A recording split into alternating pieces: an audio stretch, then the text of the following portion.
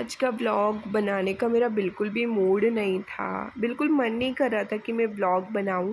But श्रेय school जा रहा था तो आई थॉट कि श्रेय के स्कूल जाने से ही मैं व्लॉग की शुरुआत करूं। सुबह का टाइम है और उसका लंच वगैरह पैक करना रहता है। आज उसके कलर्ड कपड़े थे तो उसने ये वाली टी शर्ट डाली है और उसने बनवाई है मैगी, क्योंकि मैं मतलब इतना सारा बनाने के चक्कर में नहीं थी। मतलब तबीयत मेरी थोड़ी सी डाउन हो रखी थी तो मैंने कहा चलो मैगी जल्दी भी बन जाती है।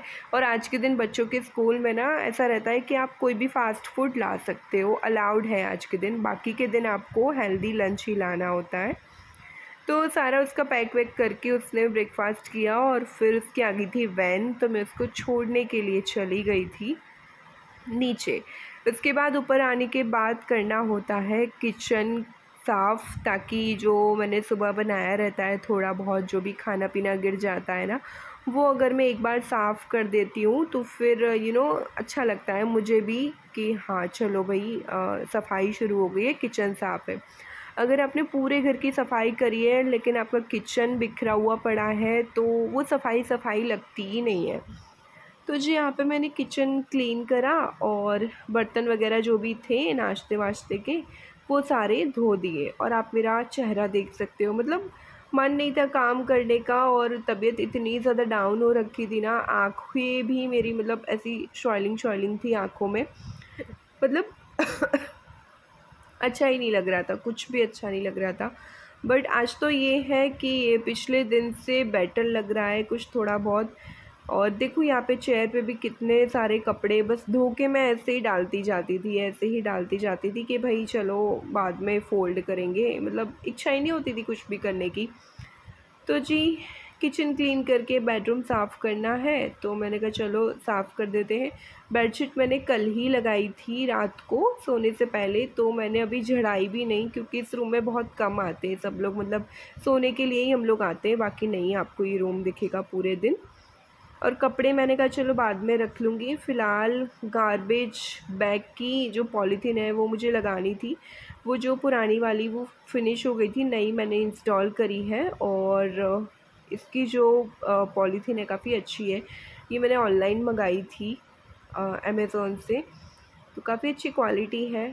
3 रोल आए थे इसके, तो मैंने लगा दिए हैं गार्बेज में और सॉरी डस्टबिन में।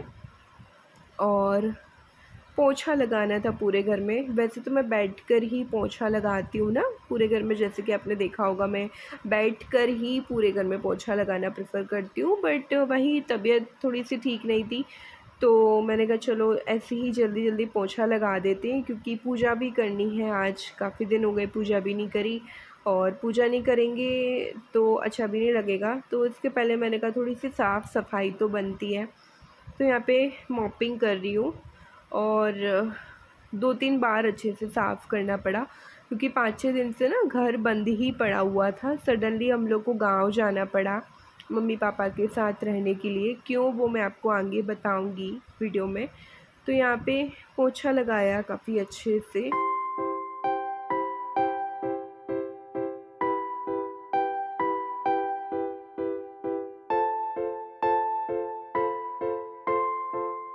4-5 दिन घर बंद पड़ा रहा ना तो अजीब सा ही मतलब घर हो गया था, इतनी सारी धूल धक्कड़ रह जाती है।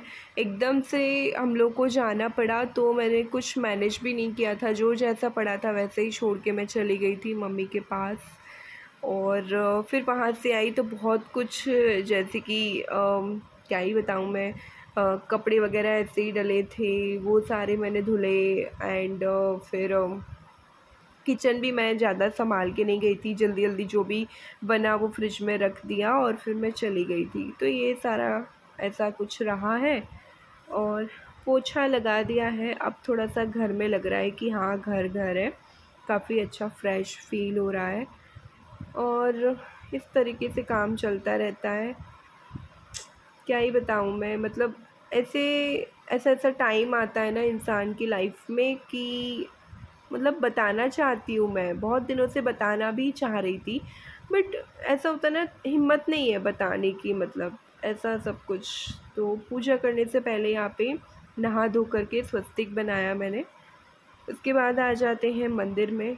अब अच्छे से भगवान जी से विनती करते हुए कि भगवान सबको शक्ति दें हमारे घर में, इस जो ये इतना बड़ा दुख आया है सबको संभाले भगवान। बस इसी उम्मीद के साथ, इसी प्रार्थना के साथ यहाँ पर मैं पूजा कर रही हूँ।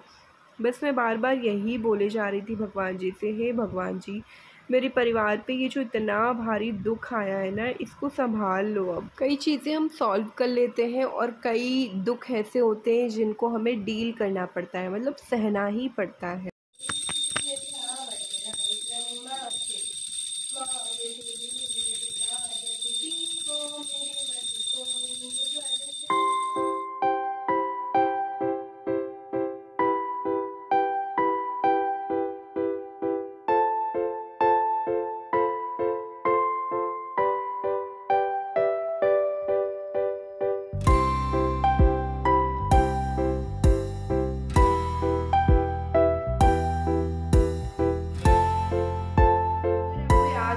पिछले बहुत सारे ब्लॉग से यही एक लाइन में कंटिन्यूअसली बोलती जा रही हूँ कि घर में कुछ भी ठीक नहीं चल रहा, फैमिली में बिल्कुल भी कुछ भी ठीक नहीं है, एवरीबडी इज नॉट वेल।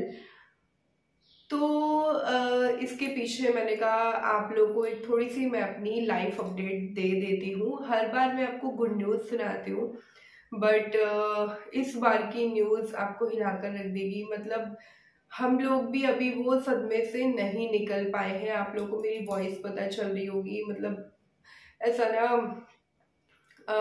मतलब इतनी ज़्यादा मेरी तबीयत ख़राब हो रखी है कि मैं मंदिर भी नहीं जा पाई हूँ आज, वरना रोज़ सुबह मैं मंदिर जाती थी। तो मैंने घर पर ही पार्थिव शिवलिंग बना करके उनका पूजन कर दिया है।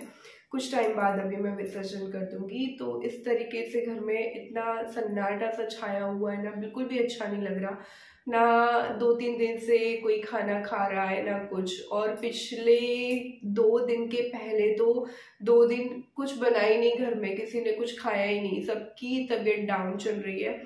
तो मैं आपको बता दूं मेरी जो ननंद है छोटी वाली, बहुत बार ब्लॉग में भी मैंने आप लोगों से उनको मिलवाया है। जो मेरे पुराने ब्लॉग हैं वहाँ पे मैंने आपको दिखाया था। अभी ये न्यू ब्लॉग में तो नहीं आ पा रही थी। हाँ, पिछले कुछ महीनों से उनकी तबीयत बहुत खराब चल रही थी, पहले भी थी, बट ऐसा था कि चलो ऑपरेशन करवा दिया तो वो ठीक है। मैंने आपको बताया था उनका किस चीज़ का ऑपरेशन हुआ है, यहाँ पे शोल्डर के पास, यहाँ पे ये जो बॉन्ड है ना यहाँ पे, वहाँ पे। तो उसी ऑपरेशन के बाद फिर धीरे धीरे धीरे धीरे उनकी तबीयत इतना बिगड़ना शुरू हो गई, इतना बिगड़ना शुरू हो गई कि अब वो बिल्कुल भी सह नहीं पा रही थी पिछले कुछ दिनों से। तो फिर उनको देहरादून ले जाया गया, दुनिया में जितने क्योंकि उन लोगों की जितनी भी पहुंच थी, हम लोगों की जितनी भी पहुंच थी, सब जगह हम लोगों ने दिखाया, बट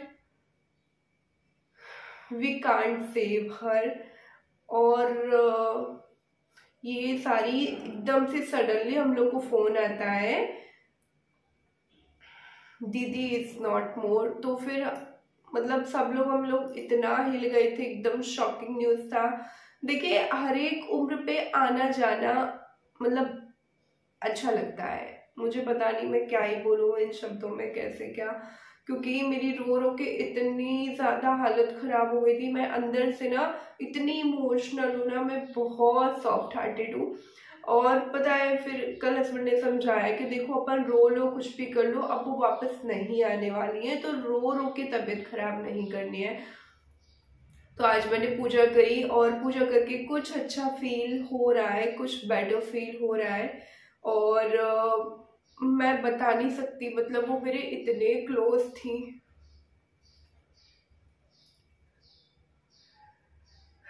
वो मेरे इतने ज़्यादा क्लोज थी ना कि मैं यहाँ पे, मतलब वो मेरी ननंद थी, बट वो ननंद नहीं थी, हम लोग फ्रेंड थे, हम लोग बहनें जैसी रहते थे। मतलब इतना ज़्यादा सपोर्ट करती थी ना मुझे। ऐसा होता है ना, जब आपकी शादी होके आती है ससुराल में, तो एक आध दो मेंबर्स ऐसे होते हैं जो आपके उसी टाइम से जुड़े हुए होते हैं। तो जब से मेरी शादी होके आई थी, ये दीदी ऐसी थी जब से वो जुड़ी हुई थी। तो वो बहुत सपोर्टिव थी, बहुत छोटी छोटी बातों में समझाती थी, प्रिया ऐसे नहीं, ऐसे करो, अभी आपकी नई शादी हुई है, ऐसे मैनेज करो सारी चीज़ें।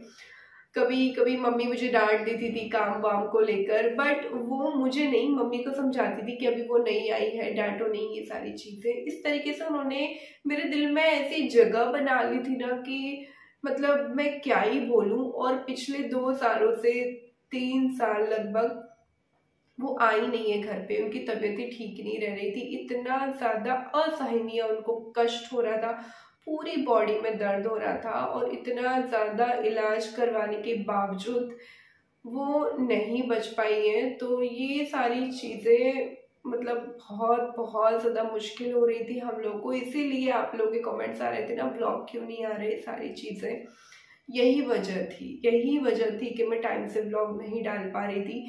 तो हम लोग अभी गांव से ही आए हैं। पिछले 3-4 दिन हम लोग गांव में रहे मम्मी पापा के साथ, एक उनको एक अच्छा फील हो कि चलो उनके बच्चे उनके आसपास है। फिर मैं आ गई, मैंने कहा श्रेय का स्कूल भी देखना है, सारी चीज़ें वापस से रूटीन पे लानी होंगी, क्योंकि फिर बच्चे की पढ़ाई बर्बाद होगी, उसके फ्यूचर पे इफेक्ट होगा। और अभी हम लोग हर सैटरडे संडे को मम्मी के पास ही चले जाते हैं गांव, ताकि उनके साथ कुछ टाइम बिताएं। मतलब पता नहीं, अजीब सा ही लग रहा है, सब कुछ ऐसा लग रहा है कुछ नहीं बचा, सब कुछ खो सा गया है, सब कुछ। मतलब मुझे पता नहीं मैं कैसे, मतलब मेरी बहुत, मतलब मैं चाहती थी कि ये अपडेट मैं आपको दूं, बट मैं नहीं दे पा रही थी, मेरे लिए ये सारी बातें बताना मतलब बहुत हिम्मत की ज़रूरत थी, और तब जाके मैंने बताया है।